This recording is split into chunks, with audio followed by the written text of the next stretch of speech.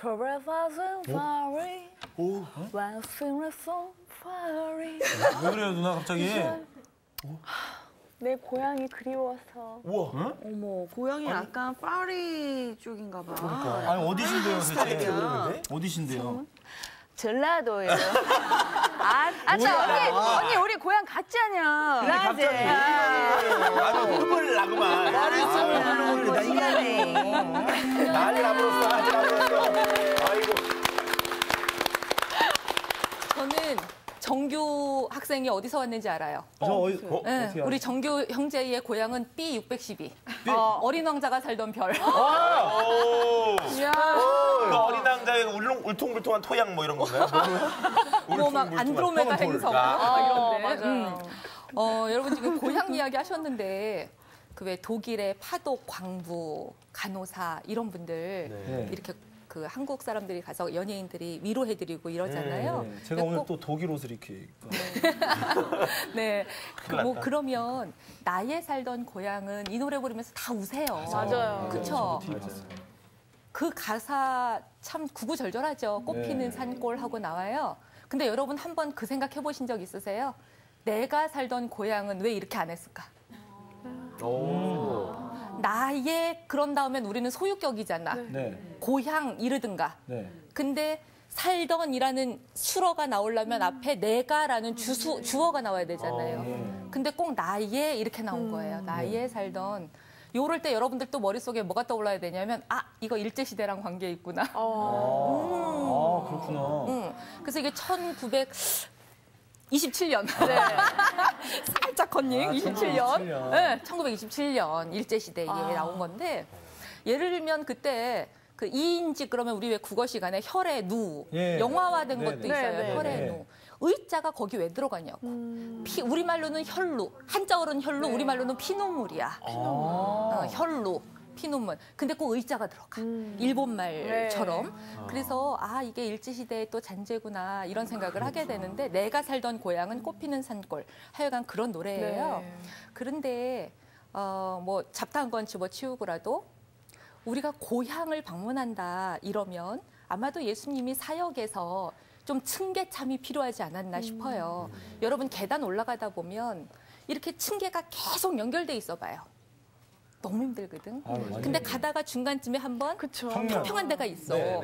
성서학당 제 강의도 2년 층계참에 잘 쉬다 오니까 더 잘하지 않나요? 막 이러면서. 훌륭하십니다. 되게 길었어요, 그게.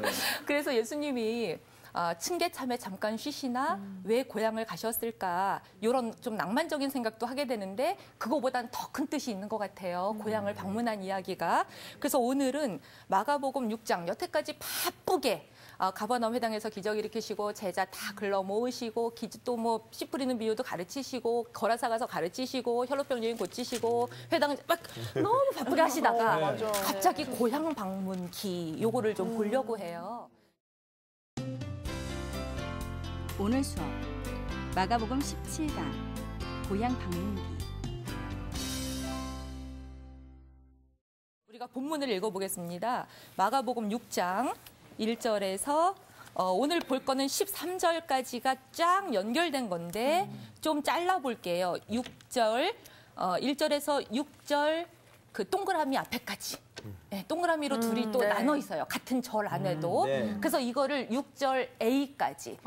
그리고 6절 B부터는 다음 요렇게로 나누는데요. 6절 A까지 한번 보겠습니다. 우리 정준 학생부터 읽어주시죠. 두 절씩 읽을까요? 한 절씩? 6절. 한 절씩, 두 절씩 읽고 싸우지 마세요. 우리 광우 형제가 싸우지 않으시면 두 절씩 읽으시죠. 예수께서 거기를 떠나사 고향으로 가시니 제자들도 따르니라. 안식일이 되어 회당에서 가르치시니 많은 사람이 듣고 놀라 이르되 이 사람이 어디서 이런 것을 얻었느냐. 이 사람이 받은 지혜와 그 손으로 이루어지는 이런 권능이 어찌 됨이냐. 이 사람이 마리아의 아들 목수가 아니냐. 야고보와 요셉과 유다와 시몬의 형제가 아니냐. 그 너희들이 우리와 함께 여기 있지 아니하냐 하고 예수를 배척한지라. 예수께서 그들에게 이르시되 선지자가 자기 고향과 자기 친척과 자기 집 외에서는 존경을 받지 못함이 없느니라 하시며 거기서는 아무 권능도 행하실 수 없어 다만 소수의 병자에게 안수하여 고치실 뿐이었고 그들이 믿지 않음을 이상히 여기셨더라. 한 절씩 읽었어야 됐네요. 여기까지. 여기까지. 아멘. 여기까지. 그러니까 고향을 가셨는데 그것도 제자들 다 데리고 갔는데 그 결과는 슬프네요. 고향 사람들한테 배척받네요. 그러면 예수님이 쉬러 가자. 고향 사람들이 나 좀 그동안 인기를 많이 끌었으니까 기적 일으킨 거 사람들이 다 이제 들었으니까 좀 인기도 확인할 겸 환대받으러 가자. 그런 마음이 아니셨나 봐요. 모르고 갔다 그러면 예수님 바보고 이것까지 계산하고 갔다 그러면 배척받을 것까지 계산하고 갔다 그러면 예수님 무슨 다른 꽁꽁이가 있으신 거죠. 그러면 왜 우리가 배척받을 걸 알고 갔다고 짐작할 수 있냐면 3장에서 보면 예수님이 31절에 3장 31절에 그때 예수의 어머니와 동생들이 와서 밖에 서서 사람을 보내 예수를 불러요. 무리가 예수한테 이렇게 둘러앉아 있다가 당신 엄마하고 동생들과 누이들이 밖에서 찾습니다. 그랬더니 예수님이 누가 내 어머니고 왜 동생들이냐? 동생들이냐? 자, 그리고 34, 36절 우리 광우 형제께서 읽으시겠습니다. 좋겠다. 둘러 앉은 자들을 보시며 이르시되 내 어머니와 내 동생들을 보라. 누구든지 하나님 뜻대로 행하는 자가 내 형제요 자매요 어머니이니라. 혈육들하고 갈등 관계가 있어요. 요 앞에 보면 왜 예수의 어머니와 동생들이 찾아왔냐면 그 앞에 훨씬 앞에 소문에 듣기로 사람들이 미쳤다 하는 거죠. 예수는 미쳤다. 그러고는 예루살렘에서 높은 사람들이 내려와서 지금 귀신 몰아내고 하는 거 보니까 바알세불이 들렸다. 귀신 중에서도 왕귀신이다. 이런 거예요. 그러면 예수님의 어머니와 형제 자매들이 예루살렘에서 신학자들이 높은 신학 교수들이 권위 있는 분들이 내려와서 얘기하는데 너 미친 것 같아. 이렇게 해갖고 지금 쫓아다니는 거예요. 데리고 가려고. 그런데 예수님이 안에서 누가 내 어머니고 형제자매야 하고서 혈연 관계를 딱 끊어버려요. 그러면 우리가 짐작하기로 예수님이 고향에 가실 때도 이런 서먹서먹함, 갈등 관계가 예상되겠다. 가족들한테 의심당하고 불신당하고 의혹이 뭔가 있는데 그걸 알면서도 고향에 가실 때는 뭔가 큰 뜻이 있으시다. 이런 짐작을 좀 할 수가 있습니다. 그런데 그걸 짐작한다면 왜 혼자 안 가시고 또 이 갈등 관계를 제자들한테까지 다 보이실까? 요게 이제 오늘 본문의 핵심 이야기인데요. 자, 여러분 예수님의 고향이라 그러면 우리가 다 아는 거죠? 어디인 거예요? 갈릴리 지방의 나사렛이라는 작은 동네다 하는 거 우리가 알고 있어요. 구약 성서에서 여러분 혹시 갈릴리, 나사렛 이런 단어 보신 적 있으신 것 같아요? 우리가 예수 꽤나 오래 믿었는데 구약에선 별로 안 나오는 것 같아. 검색창에 넣어보면 금방 나오겠지. 근데 안 나와요. 근데 이제 나사렛이라는 단어가 조금 신기한데요. 그게 여러분 조금 언어를 잘 모르시더라도 우리가 삼손 그러면 나실인 이거 아시죠? 네. 나실, 나지르, 나자렛 이게 비슷한 어원이에요. 그래서 거룩하게 구별됐다 이거거든요. 그래서 이제 나사렛에서는 사실은 거룩하게 구별된 도시 맞아요. 그래서 예수님을 호칭할 때 거룩하신 분, 이 말은 나사렛 출신이신 당신 이 말하고 비슷한 단어예요, 사실은. 그렇기는 해도 구약에서는 나사렛이라는 지명으로는 한 번도 등장을 안 한다는 거죠. 다시 말하면 유대인들의 종교적 감성에서 나사렛이라는 동네는 유명하지 않아요. 그러니 예수님 제자들을 다 데리고 고향을 딱 갔는데 여러분도 좀 그런 경험을 할 수도 있겠다. 내가 굉장히 높은 데로 잘 나가는 사람이 됐어. 그래서 이제 나를 좀 이렇게 하는 애들을 데리고 야 좀 고향 보여줄게 하고 갔는데 애들이 나 이런 동네에 있는 거 몰랐어요. 여기가 무슨 부산도 아니고 광주도 아니고 무슨 뭐 대도시가 아니야. 그러면 어지간하면 조금 뭐라 그래요? 열등감 같은 거 느껴지죠. 이 도시는 유명 도시가 아니라는 거예요.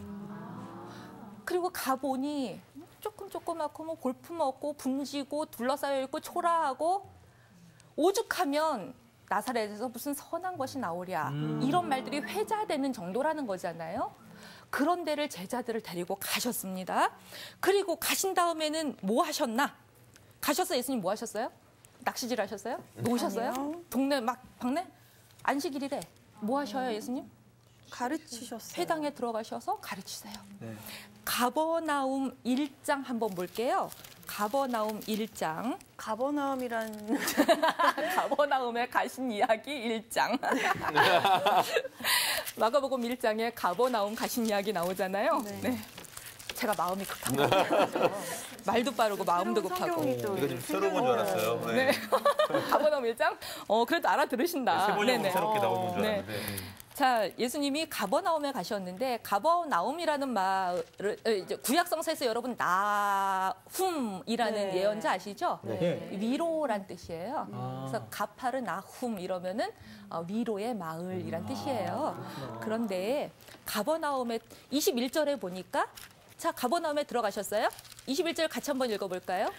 그들이 가버나움에 들어가니라 예수께서 곧 안식일에 회당에 들어가 가르치심에 가르치세요. 네. 고향 갔다고 늘 하던 일 안 하는 거 아니에요. 하던 대로 하셨어요. 가르치셨고 가버나움 회당에서 이야기를 보니까 사람들이 어떻죠? 22절에 뭇 사람이 그의 교훈에 놀라니. 왜 놀라죠? 그가 가르치는 건 권위 있는 사람들이 여태까지 했던 말하고 다른 걸 가르쳐요. 너희는 이렇게 들었다. 율법 다 지키라 그랬지. 그런데 율법보다 복음이 율법을 완성시킬 거야. 이런 식으로 예수님은 자꾸만 새롭게 뭔가를 또 가르치시는 거예요. 네. 그리고 여기도 이제 샌드위치 하나가 나오는 거죠. 그리고 기적 이야기가 잠깐 들어간 다음에 27절에 다 놀라 서로 물으면서 하는 말이 이게 어점이냐? 저 사람이 어디서 왔길래 기적을 일으키냐? 저 기적 굉장히 놀랍다. 이 얘기가 아니라 권위 있는 새 교훈이로다. 그래서 가르침 교훈이 기적 이야기를 감싸고 있다고 제가 지난 시간에도 말씀을 드렸습니다. 자, 오늘 본문에서도 보니까 예수님이 고향에 가셔서 회당에 들어가셔서 가르치세요. 사람들이 질문하죠. 2절에 보니까 첫 번째 질문 뭐죠? 이 사람이 어디서 이런 거를 얻었나? 다 놀란 거 똑같아요. 다 놀랐어요. 그다음에 두 번째 뭐라고 물어봐요? 이 사람이 받은 지혜와 그 손으로 이루어지는 이런 권능이 대체 어찌 된 거냐? 근데 가버나움하고 다른 것 같아요. 가버나움에서는 모두 다 놀라고 모두 다 여태까지 기존의 권위랑은 다른 권위를 저분이 가지고 이야기하시네. 왜? 예수님은 목수라며. 우리가 그래도 좀 권위 있다 이러려면은 어떤 게 권위죠? 저 사람 독일에서 박사학위 했대. 우리 목사님은 뭐 미국에서 어느 신학교에서 박사쯤 돼. 그러면 왠지 더 권위 있어 보이잖아요. 그러니까요. 쟤는 신학 하나도 안 했대는데 제가 이 성경 읽고 뭐라고 얘기했어. 그럼 우리 무시하거든요. 그래서 이 권위라고 하는 단어는 우리는 대부분 사회적 지위나 그 사람의 타이틀이라고 생각해요. 그게 권위를 뒷받침한다고. 근데 예수님은 그게 하나도 없는 거예요. 그렇죠. 그럼에도 불구하고 가르치시는데 진리랑 딱 맞는 뭔가가 있으니까 사람들이 다 놀라고 받아들인 게 가버나움이었어요. 네. 그래서 온 동네 사람들이 위로를 받아요. 거기서는 정말 베드로의 장모 같은 사람도 나음을 입고 목회를 한다고. 그런데 오늘 본문 보니까 다 놀란 건 맞고 도대체 어디서 저런 걸 배웠대.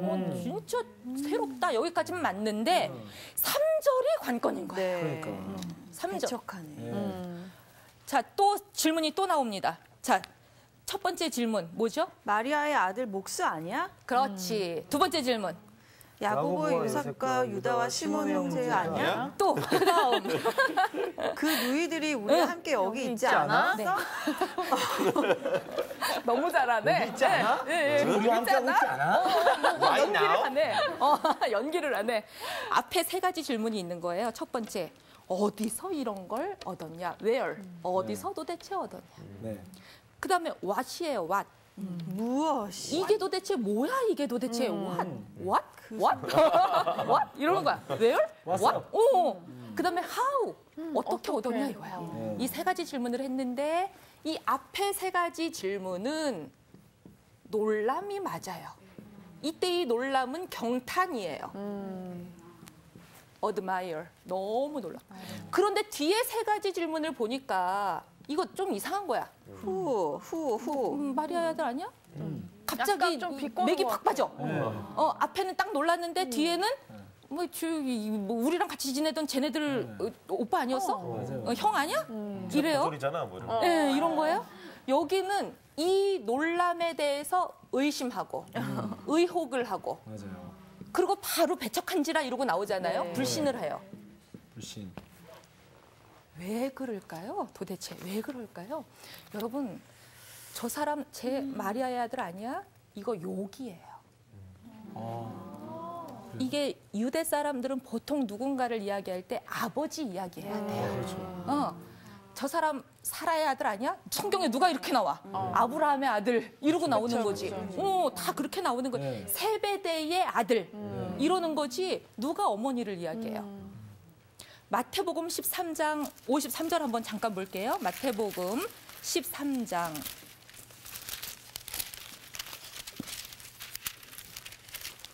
마태복음 13장. 네. 55절 되겠네요. 예, 55절. 여기서도 이제 똑같은 이야기가 마태복음에서는 여기다 갖다 배치를 해놓은 거죠. 여기서 보니까 똑같아요. 고향으로 54절 고향으로 가서 회당에서 가르치시는데 놀랐는데 이 사람이 어디서 이런 게 나왔느냐 하고서 55절 이는 그 목수의 아들 아니야? 자, 마리아를 뺐어요. 네. 목수의 아들이란 말은 뭐죠? 요셉. 네. 아버지 아들 아니냐 이거죠. 요셉의 아들 아니야? 이렇게 했어요. 그리고 뒤에는 똑같아요. 자, 그러면 누가복음 볼게요. 누가복음은 똑같이 이 상황을 보도하면서 누가복음 4장입니다. 누가복음 4장 16절. 예수께서 자라셨던 곳 나사렛에 가서 안식일에 늘 하던 대로 회당에 들어가서 가르치시는데 누가는 굉장히 그 가르치는 내용을 길게 썼어요. 그러네요. 이게 다른 복음서하고 또 다른 누가만의 특징이에요. 네. 마가는 뭘 가르쳤는지는 안 썼어요. 네. 마태도 안 썼어요. 왜냐하면 마태는 가급적 마가 거를 변형 안 하고 쓰되 구약 성서와 바로 이때여 신약의 맨 앞에 있다는 건 네. 유대 사람들의 기분을 덜 상하게 하는 방식으로 이야기를 이렇게 하고 있는 거예요. 이방인들 우선 뭐 이런 거 말고 유대 민족 우선. 그러다 보니 마리아의 아들이라는 표현을 알고는 있는데 유대인들한테는 이게 욕이거든. 그래서 조금 돌려서 목수의 아들 아니야? 요렇게로 와 이렇게 그걸 물타기 약간의 물타기를 했어요. 그런데 누가는 보니까 쭉쭉쭉 내려가서 22절 같이 한번 읽을까요? 시작. 그들이 다 그를 증언하고 그 입으로 나오는 바 은혜로 말을 놀랍게 여겨 이르되 이 사람이 요셉의 아들이 아니냐. 네, 이제 목수의 아들에서 이름까지 정확하게 박아주죠. 요셉의 아들이라고 나온 거예요. 점점 발전하네요. 그러면 마가는 왜 마리아의 아들이라고 썼을까요? 마리아의 아들이라는 말은 예수님의 평판을 깎아내리는 말이에요. 네. 그런데 예수님을 여러분들은 요셉의 아들이라고 아시나요? 왜냐하면 요셉의 피가 안 들어갔잖아. 솔직히. 그렇죠, 그렇죠. DNA 해보면은 안 들어갔다는 거 아니에요. 예수님은 누구의 아들이야 그러면? 하나님의 아들이잖아요. 성령 잉태라며. 그러니 이렇게 생물학적으로 알 수 있는 건 마리아만 알 수 있다는 거잖아요. 근데 이제 요거가 1세기에 조금 위험스러운 말이죠. 지금도 그래요. 쟤는 아버지 몰라. 쟤네 아버지 누군지 몰라. 이러면 우리 문화에선 대충 뭐로 넘어가요? 후레 자식. 애비 없는 놈. 이러고 그냥 넘어간다고. 그런데 1세기 유대 문화에서는 어머니의 이름만 등장한다는 건 욕 중에서도 상욕인데다가 믿는 사람들한테는 성령 잉태구나라고 믿음으로 아멘하겠지만 안 믿는 사람들한테는 스캔들이라고요. 그런데 마가는 돌직구를 날려버립니다. 왜냐하면 마가 입장에서는 적어도 그렇다고 혈연적으로 아무 관계가 없는 요셉을 쓸 수는 없는 거예요. 말의 아들이라는 말을 욕먹을 걸 각오하고 강하게 밀어붙이면서 돌직구를 날리면서 그러나 예수는 성령 잉태된 분이다. 요걸 더 강조하고 싶은 거예요. 신의 아들이다. 그런데 이 마을 사람들은 어쨌든 말의 아들 목수가 아니냐. 야고보 요셉. 이거 요셉이라고 나왔죠. 요즘 번역에서는 요새라고 번역 고쳤어요. 왜냐하면 발음이 요셉 그러면 아버지 요셉하고도 겹치는데 원어 발음은 요새가 맞아요. 그래서 이제 요즘 나오는 성경은 요새 이렇게 고친 성경들이 많습니다. 그래서 야고보, 요새, 유다, 시몬 그리고 또 누이들 이렇게 여러 명들이 있다는 거예요. 다시 말하면 내가 저 사람의 가르치는 회당에서 가르치는 내용만 들었을 때는 너무 놀라고 경탄하고 도대체 이 마을에서 어떻게 저렇게 위대한 깨달음이 예언자적인 깨달음이 나올까까지는 같지만 그거를 받아들이기에는 내가 쟤를 너무 잘한 거예요. 그렇죠. 예. 저 사람의 과거를 아니까 은혜가 떨어지는 거예요. 여러분 이런 경험 많죠, 살면서. 저 사람을 잘 몰랐을 때는 그거 뭐 저도 마찬가지 아니겠어요? 여기서 강의 이렇게 하고 그럴 때는 조금 괜찮아 보이는데 나중에 누가 와갖고 살짝 양념을 친다? 야, 저 여자 내가 어릴 때 봤는데 쟤 이렇대. 쟤 이렇대. 그럼 갑자기 앞에 막 은혜 받았던 게 갑자기 에라이. 그럼 그렇지 막 이거. 네. 지금 마가는 무슨 이야기를 하고 있냐면 우리가 예수를 너무나 잘 안다고 말할 때 은혜가 멈춰요. 그리고 예수님에 대해서 너무 외적인 조건들로만 그분을 아는 거냐 우리가. 아니면 우리가 예수님하고 혈루병 여인이나 뭐 아니면 거라사의 귀신 들렸던 그 사람이나 이런 사람들처럼 정말 내적인 관계를 맺고 있느냐 이런 거예요. 여러분 관계에도 두 종류가 있다는 거 아닙니까? 영어로 잠깐 써볼까요? 인터널 릴레이션이 있고 이 철학에서 나오는 얘기인데요. 이거를 내연 관계 이렇게 번역을 해요. 좀 이상한데요? 좀. 교수님 좀 죄송합니다. 네. 그리고 익스터널 릴레이션 이거를 외연 관계 이렇게 번역을 해요. 네. 익스 바깥, 인, 안. 네. 그러니 여러분 뭐가 이상했어요 지금? 뭐가 네. 이상했어요? 뭘 이상해? 좀 그런 신문에 맨날 나와, 그지? 위험했습니다. 내연 남이 어떻고 내연녀가 어떻고. 그래서 제가 참 우리말이 너무 신기하구나. 네. 그럼 이 남자 이 여자는 내연남 내연녀 뭐 이렇게 두고 있는 사람들은 자기 부인하고는 외연 관계를 맺고 있는 거야. 그것도 내연 관계는 뭐죠? 저 사람 없으면 나도 죽겠는 거야. 외연 관계는 뭐죠? 그냥 돈만 벌어오는 기계만 하라는 거야. 넌 밥만 하라는 거야. 애나 놔주라는 거야. 아이고. 우리가 하나님하고 내연 관계 맺고 있습니까? 외연 관계 맺고 있습니까? 내연이야. 이라고 확신할 수 있으세요? 내가 주는 잔을 너희도 먹을 수 있으며 내 피를 너희도 마실 수 있는 여러분 예스 하세요? 내 십자가 너희도 질래 그러고 하세요? 싶어요. 꼭 그러고 싶습니다. 그러고 싶은데 마음은 원이로되 또 이놈의 육신이 약해요. 그죠? 이게 우리 쳐야죠, 아주 그냥. 우리 인간은 딱 요것밖에 잘 안 되더라고. 그러니까 이게 신앙생활을 할 때 아주 초급 단계에서는 다 외연 관계 같아요. 하나님 믿는다. 하나님 나 11조 열심히 한 거 알죠? 주일 성수한 거 알죠? 복 줘야 돼 이거 나. 이거 안 주면 나 안 믿어. 하나님을 나의 무슨 보물 창고처럼. 내가 원하는 모든 거를 들어줘야 하는 우리 옛날에 어릴 때 그 외화 드라마 중에 미드 중에 진이 있었어. 진이가 유리병 안에 살고 있는데 문지르면서 그렇죠. 나오라 그러면 얘가 호로록 나와갖고 내 소원 다 들어줘요. 그거 진짜 갖고 싶었는데. 그러니까 기도를 그런 식으로 하냐 이거예요. 그게 외연 관계죠. 외연 관계일 때는 상대방이 기능에만 봉사해. 근데 내연 관계일 때는 뭐죠? 그 기능이 떨어져도 다시 말하면 남편이 돈 버는 기능이 떨어져도 여전히 그를 사랑할 수 있냐 이거예요. 아멘. 강기 누나가 아주 결혼한 지 얼마 안 됐구나. 그러니까 하나님이 찾으시는 건 이 세상에서 내 일을 함께 해나갈 동역자들을 찾으세요. 하나님의 형상이에요. 나와 똑같이 세상을 다스릴 사람들. 내가 다스리는 방식대로 좀 세상에서 그렇게 살아낼 수 있는 사람들. 그러려면 하나님한테 기도할 때 우리가 이거 원합니다. 목록일, 목록이 아멘, 믿어준 줄로 믿습니다. 아멘. 이럴 게 아니라 하나님 내가 원하는 건 말 안 해도 아시잖아요. 근데 나 하나님 원하는 건 뭔지 잘 모르겠어. 그러니 내가 원하는 건 기왕에 아는데 내가 하나님이 원하는 게 뭔지 알도록 나를 좀 깨우쳐달라고. 요 정도 기도해야 그래도 좀 단계가 높아지는 거죠. 예. 근데 우리는 자꾸만 1단계에 머물더라고. 그냥 그 외연 관계에서 낄짝낄짝 피상적인 만남으로 네. 명품백, 자기 이번에 월급 막 이런 식으로 하나님한테 내가 주일 성수했으니까 얼마. 우리가 우등상 받았다고 짜장면 먹기 위해서 우등상 받으면 초등학생인 거야. 좀 커지면은 부모님 뜻도 헤아리고, 그럴 줄 알아야 그래야 좀 쌍방이 같이 가는 거죠, 그죠? 그러니까 공부하는 목적도 달라지고.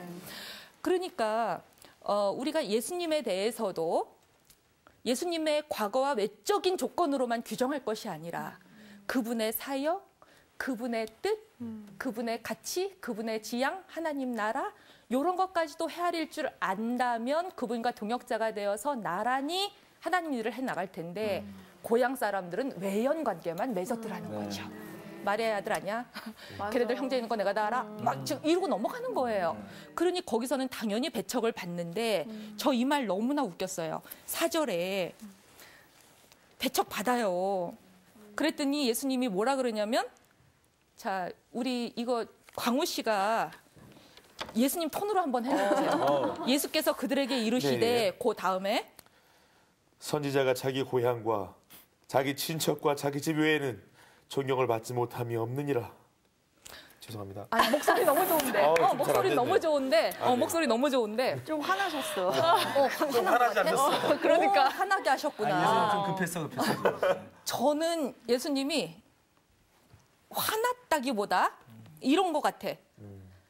에이, 선지자가 자기 고향하고 친척과 자기 집에서는 원래 존경 못 받아.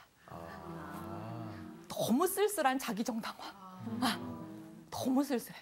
분노라기보다 너무 불쌍히 여기고 저 사람들은 왜 나랑 이것밖에 못 맺을까 관계를. 그것만 편견만 뛰어넘으면 선입견만 뛰어넘으면 깊은 관계가 갈 수 있는데 그 벽에 딱 걸려서 나를 더 이상 못 보는구나. 나랑 디아코니아 속으로 못 들어가는구나. 그러니 옛날 선지자들도 어차피 자기 고향에서 배척 못 받은 거야. 그리고 그냥 나는 나를 위로해. 나는 나를 위로해. 그러고 마는 거. 그런데 제자들은 그럼 그런 모습을 보고 어땠을까 싶은 거예요. 자, 제자들이요. 고향까지 쫄래쫄래 따라와서 우리는 너무 위대한 걸 지금 많이 봤잖아요. 이것도 하시고 저것도 하시고 뭐 못하는 게 없으시고 막 이루고 갔는데 고향에서는 아무 능력도 못 일으키는 거예요. 소수의 사람들밖에 못하고 예수님이 자꾸만 이 사람들은 왜 나를 안 믿지? 믿음 없음을 이상히 여기고 왜 나를 안 믿지? 이러고만 있고. 그러면 여러분 제자들 같으면 무슨 생각이 들까요? 제자들이.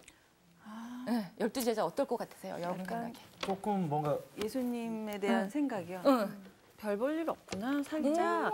살짝 우리 따라다녀 말어 주판 두드려봐. 아니면 또 고향에서는 이 사람이 좀 잘못 살았구나. 몇 년 동안 뭐 하고 살았을까 뭐 이런 거. 또. 그리고 또 살짝 조금 또 무시하지 않았을까? 그렇게. 아니면 뭐 그런 거 있잖아요. 아 뭐야 밖에서는 막 그러시더니 잘난 그러고 오니까 뭐 아무것도 아니네 이렇게. 어머, 나는 너무 착한가 봐. 제자들이 굉장히 죄송했겠다. 난 이렇게 생각했는데. 저도 약간 너무 싫어요. 민망하고 무한한. 무한해서. 왜 죄송하셨을 안 본 척. 죄송했을 거예요. 진가를 진짜 모르네 이 사람들이. 모르네. 그리고 그 무안하실까봐 안 들은 척. 내가 못 들은 척. 좀 식사로 하실까요? 뭐 이렇게. 그러니까 몸둘 바를 몰랐을 것 같기도 하고 지금 뭔가 제자들도 막 복잡해요. 그런데 참 이 이야기가 아주 절묘한 거예요. 3장 13장에서 3장 19절에서 네. 3장 13절에서 19절까지 네. 12제자를 선택하셨어요. 12제자를 선택하셨어요. 3장 13절에서 19절까지 선택하셨어요. 제자들. 그러고는 갑자기 20절에서 35절까지 예수님이 혈육들한테 뭔가 갈등당하고 의혹당하고 불신당하고 배척받는 이야기를 집어넣었어요. 네. 그리고는 6장으로 오니까 6장 1절에서 지금 6절까지 고향에서 배척받으셨어요. 그러면 6절 여기가 A, B부터 13절까지. 그리고는 사실은 이 이야기도 또 다른 샌드위치, 굉장히 복잡한 이중 샌드위치인데 이게 원래는 31절까지 연결되는데 중간에 세례 요한 죽은 이야기가 또 들어가 있는 거예요. 샌드위치 하나가. 예. 그래서 이거는 몇 중에 아주 뭐 더블버거 이런 건데요. 사실은 6절 B부터 13절까지. 그렇죠? B부터 네. 13절 6장 13절까지 귀신 이렇게 했더라 하고서 14절에 갑자기 세례 요한 이야기가 쭉 또 펼쳐지다가 30절, 31절에 보면 제자들 파송했는데 얘네들이 돌아와서 보고하더라 이렇게 끝난다고. 그래서 이 이야기의 흐름은 요거를 또 괄호에다 묶고 14절에서 여기까지를 딱 괄호에다 묶고 요 보고까지 여기까지가 또 한 이야기예요. 그러면 어떤 흐름을 볼 수 있냐면 제자들 선택하셨어요? 그런데 얘들아 봤지? 나 혈육하고도 배척당했어. 혈육들도 나를 안 믿어? 그리고 고향마저 나를 배척해. 내가 너희를 세상 속으로 파송하는데 너희들이 맞이할 세상도 이런 세상이야. 이게 스승이에요. 미리 보여주시는구나. 미리 예언 연습 시키세요. 그렇구나. 그래서 마가는 요 사이에다가 세례 요한 이야기를 끼워는 거예요. 당신네들이 나가서 선포해야 되는 세상은 예언자를 죽이는 세상이라 이거예요. 철저하게 마음속에 이렇게 딱 준비하고 나가게끔. 10마디 말보다 한 번의 행동으로. 예. 그러니까 진리가 선포되지만 모든 사람이 그 진리를 듣고 아멘하면 참 좋겠는데 어떤 사람들은 안 들을 거라 이거예요. 당연히 그렇죠. 그죠? 그래서 예수님이 큰 이야기들 속에 예수님의 기적도 일으키시고 한편으로는 제자들도 가르치시고 또 비유로도 무사람들 가르치시고 이러지만 제자들은 특히나 내가 십자가에 달려 돌아간 그 다음을 준비하면서 사도가 되어 일할 사람들이잖아요. 그러니까 이 사람들한테는 훨씬 더 몸으로 선지자는 이런 대우받는 사람이야. 십자가 져야 돼. 너네들 영광 받으려고 나 쫓아다니면 안 돼. 네. 너희들이 진리를 선포해도 가족들은 너희를 이상한 눈으로 바라볼 수 있고 네. 고향에서도 너희는 영웅 대접 못 받을 수 있는 거야. 그래도 이 길을 가야 돼. 나처럼. 이 이야기를 하는 거예요. 왜? 세상 사람들은 지금 생명의 양식이 그리우니까. 모두들 허기져 있으니까. 그래서 이때의 양식도 돈이 아니죠. 단순히 입에 들어가는 빵이 아니죠. 영혼이 살아나는 일이죠. 나라는 망했지만 백성들은 살아있을 것이고 그들을 깨우는 일을 너희가 해야 되는데 그들은 너무나 마음이 지금 피폐해 있으므로 너희들의 말을 들어도 그 씨는 반드시 옥토에 떨어지란 법이 없어. 그래서 이제 제자들을 파송을 하는 이야기가 바로 붙어 있는 거예요. 제자들을 파송을 하십니다. 6절 B부터 모든 촌에 두루 고향에서는 어차피 사람들이 믿지 않아서 기적을 못 일으키시니까 모든 촌에 두루 다니시며 가르치시다가 7절에 12제자를 부르사 둘씩 보내요. 자기가 하는 일 똑같이 시키신 거죠. 더러운 귀신 내어 몰게 하시고 사람들을 고치시고 하시는데 우리 8절부터 한번 읽어볼까 봐요. 8절에서 13절까지 한번 읽어보겠습니다. 우리 광우 형제부터 한 절씩 읽어가죠.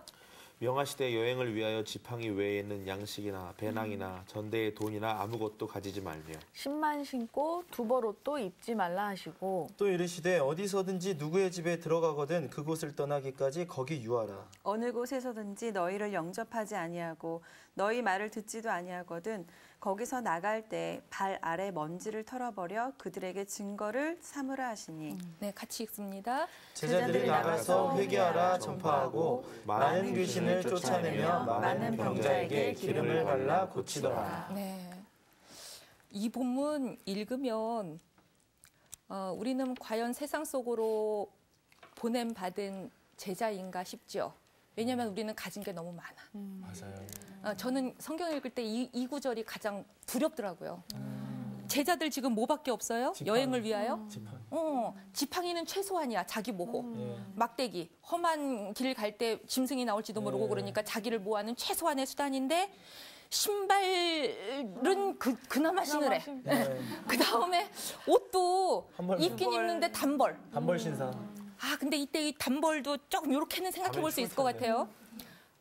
단벌이 정말 여러분 어릴 때 태어나서 지금까지 단벌만 있진 않잖아. 그렇죠. 근데 이제 이때 이 두벌옷 가지지 말아라 이것을 우리가 앞부분에 혈루병 여인 이야기 때도 그렇고 옷이라고 하는 건 정체성이라면 그렇죠. 두벌옷 가지지 말아라 이거는 두 주인 섬기지 말아라. 이렇게도 볼 수는 있을 것 같아. 그렇게 조금씩 타협을 하는 거지 이제. 왜냐면 나는 두 벌 이상의 옷이 있거든. 아니 게다가 지금 이거 협찬 받아갖고 이쁘게 계속 입고 있잖아요. 그러니까 우리가 여러 벌이 있는데 물리적인 옷은 여러 벌 갈아입더라도 우리의 얼과 마음은 오직 한 분. 이제 그렇게는 좀 기본으로 닦고 가고 그런데 이런 말이 너무 무서운 거예요. 양식이나 배낭이나 전대나 돈까지도 아무것도 갖고 다니지 말래요. 예수님이 이렇게 강력하게 말씀하신 거는 아마 여러 가지 의미 중에서 첫째, 사회에서 가장 밑바닥 사람들 수준으로만 다녔으면 좋겠다. 그리고 둘째, 네가 다닐 때 배낭이나 양식이나 돈이나 이런 것들은 다 내일을 준비하는 마음가짐이에요. 배낭에 빵을 넣는다든지. 근데 그렇게 다니지 말라는 거잖아요. 아무 집이나 들어가라는 거잖아요. 그러면 그게 무슨 뜻이냐면 하나님의 공급하심에 대한 절대적 신뢰. 염려하지 말아라. 낙관주의. 그래서 예수님을 이 본문을 읽으면서 예수님은 금욕주의자인가 봐라고 생각하지 말고 자발적으로 가난하고 청빈하게 살아야 하는 윤리는 맞는데 우리는 축제의 영성이라니까요. 세례 요한은 금욕주의자였지만 예수님은 축제하고 천국을 자꾸만 잔치에다 비유하시거든요. 우리는 비록 가난할지라도 많이 쟁이지는 않을지라도 하나님의 공급하심을 매번 믿기. 그런데 그 집에 들어갔는데 나를 대접 안 해. 내가 갖고 온 메시지가 굉장히 좋은 메시지인데 저 사람들이 나의 말을 유앙겔리온으로 받아들이질 않아. 그러면 어떻게 하래요? 그냥 사정하지 말래. 시간 털고 없대. 나오래요. 털고 나오래. 그거는 이방 민족으로 인정해버리라는 거예요. 그래서 사실은 하나님 나라라고 하는 걸 건설할 때 우리가 여러 사람이 다 초대받지만 아무나 들어가진 않는다. 선택된 자만 들어가는데 제자들이 지금 그런 마음가짐으로 다니고 있는 것 같아요. 환대해주는 사람들한테 들어가서는 그 집을 하나님 나라로 가꾸는 일을 같이 하지만 그러나 그 집에 기생하기는 없기. 계속 얻어먹으면서 영원 불멸하게 있는 것이 아니라 떠나라 그러시면 또 떠나기. 그래서 저는 이 본문에다가 영성을 두 개를 붙이는데 하나는 환대의 영성, 또 하나는 유목의 영성. 유목. 늘 이렇게 호모노마드 말씀 따라 떠나는 그런 거를 하는데 주님이 그런데 니네가 당하는 일들은 너희들은 박대를 당하고 세례요한처럼 죽임을 당할 수도 있지만 그래도 십자가를 지더라도 이 길을 같이 가자. 나와 함께 가자 이 길을. 이제 이거를 가르치시는 이야기인데요. 제가 이 본문을 보면 이 빈센트 반 고흐의 이 그림 생각나요. 노란색이. 노란색 들어가네요. 여러분 다 기억하시는구나. 옛날에 말씀드렸는데 고흐의 그림 가운데 노란색이 여러분 이 그림 딱 봤을 때 노란색을 먼저 보셨구나. 그러니까 이 그림의 주인공은 하나님이네. 너무 잘 읽어내신 거예요. 내가 설명할 게 없어. 감사합니다. 이 노란색 태양, 하나님의 임재하심. 이 그림의 주인공은 이 사람이 아니에요. 밀레도 비슷한 그림을 그렸는데 밀레는 이거를 생략했어요. 사람이 주인공이었어요. 이 그림을 보면 물리적으로는 안 맞아요. 왜? 여기 돌짝밭도 있고 가시덤불도 있고 길가도 있고 옥토도 있어. 동시다발적으로 다 있어. 근데 이 사람 표정을 보니까 어때요? 이 사람 뒤로 태양이 떠오른다고. 몰라. 아직 몰라. 하나님의 임재하심 몰라. 나는 그저 뿌릴 뿐. 잘하게 하시는 건 성령께서 하실 일. 책임 하나님이 지십시오. 내 몫은 여기까지입니다. 오직 모를 뿐. 나는 이 씨가 어디에 떨어질지 몰라요. 내가 가는 데선 박대당할 수도 있어요. 그러나 이 표정 보세요. 뚜벅뚜벅 활기차게 생명력 있게 아니면 말고 이런 영성으로 계속 씨를 들이대 아무밭이나 뿌리면서 내 길을 가는 거야. 그리고 그 뒤에서는 하나님이 받쳐주고 있어. 근데 나는 그걸 모른다 이거야. 그거까지 계산하고 가면 요것도 또 바리새야. 근데 그렇지 않아요. 그래서 고흐는 하나님의 약속하심을 믿고 내 길을 뚜벅뚜벅 가는 사도들의 자랑찬 모습을 이렇게 그림에다가 그려내고 있습니다. 이 그림 제목은 뭐예요? 씨 뿌리는 사람. 빈센트 반 고흐가 가장 집착했던 장면이에요. 30장 넘게 그렸는데 여러 버전이 있는데요. 저는 가장 이 버전을 사랑해요. 그래서 여러분들도 이 제자들처럼 어디에 떨어질지 모르나 내 일상 모든 가운데 네. 저 사람이 나의 삶을 보고 손가락질해도 아니면 말고 나는 이 길을 인내하면서 꿋꿋이 가겠다. 예수님도 혈육과 고향에서 배척당하셨는데 왜 나라고 모든 말이 모든 집마다 모든 사람들한테 인기를 받아야 돼요? 그래서 하나님이 뒤에서 딱 백업해 주실 걸 믿고 우리는 우리 길을 간다. 나는 내 길을 간다. 이런 영성으로 신앙생활 하시면 좋겠습니다. 오늘 강의 여기서 마칩니다. 감사합니다. 저는 진짜 말씀 듣는 내내 막 설레었어요. 너무 재밌어요. 진짜. 나는 이 길을 간다. 아니 말고. 노란색과 친해져야 되겠어요. 옐로우. 제 그래서 오늘 약간 그런 거였군요. 그래서 저도 여기다 노란색 한번 넣어봤어요. 아우 여기 어디 있나 노란색이. 이게 너무 멋지지 않아요? 바라보는 게 아니라 뒤에. 상관없이 나는 뿌린다. 지금 여기 뒤에 계시죠? 뒤에. 어머 여기도 계시고 거기도 계시고 여기